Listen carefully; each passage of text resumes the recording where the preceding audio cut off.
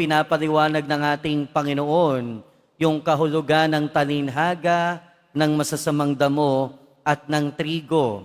Ang bottom line nito, dalawang bagay lang yan.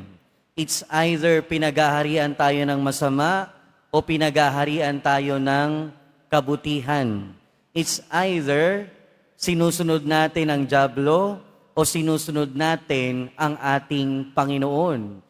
At binibigyan dito ng diin na sa huli, sa dulo ng ating buhay, doon magkakaalaman kung tayo ba ay naging mabuting tao o naging masamang tao.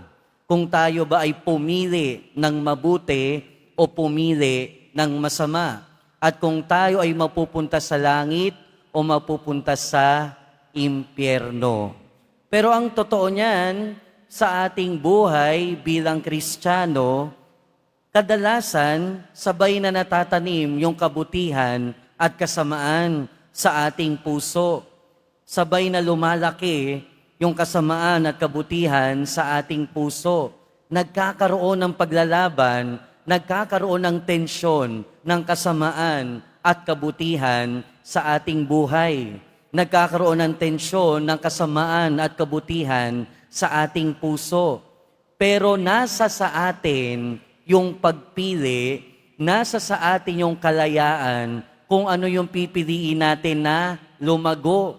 Yung masama ba o yung mabuti?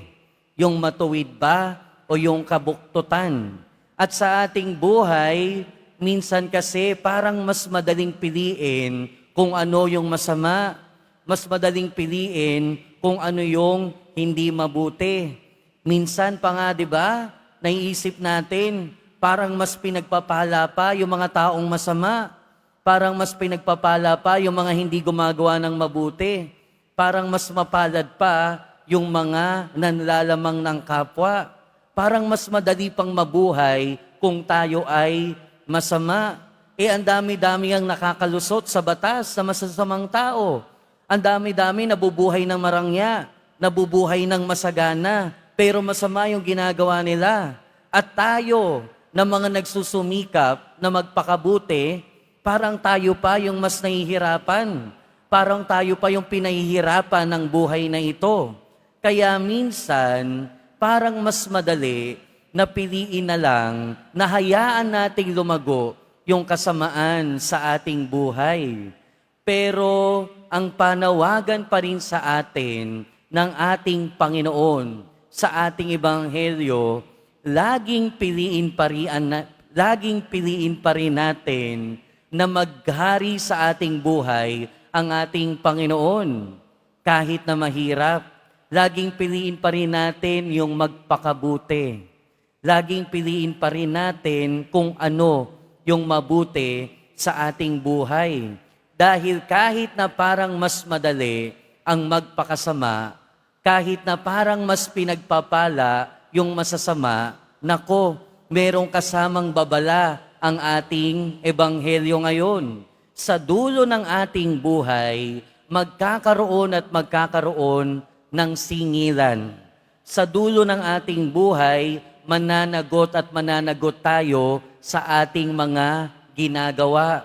Sa dulo ng ating buhay, aanihin at aanihin natin yung bunga ng ating ginawa.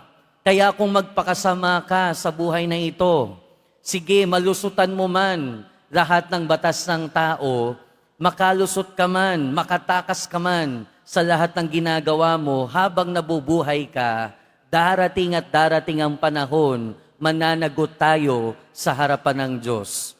At kung yung pinili natin sa buhay na ito ay yung pagpapakasama, kung yung mga pinili natin sa buhay na ito ay yung mga bagay na masama, masama rin yung kahahantungan natin.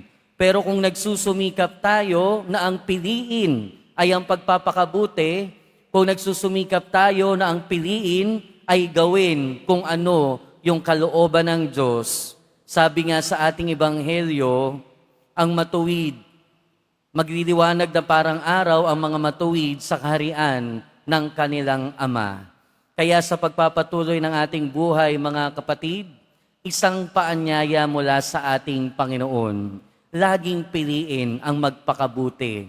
Laging piliin kung ano ang kalooban ng ating Panginoon. Amen.